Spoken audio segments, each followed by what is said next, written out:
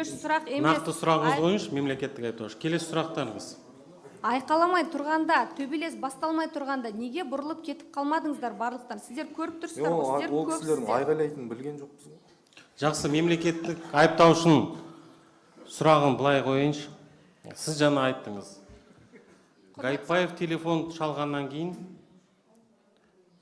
жинала бастады дедіңіз. Үлкен тыныш жігіттер жинала бастады. Сол кезде төбелесі басталатынын, бізді ұратынын білдім деп тұрсыз. Дұрыс па? Егер мен шақырмасам. Бізді ұрып тастайтынын білдім деп айттыңыз жаңа. Дұрыс па?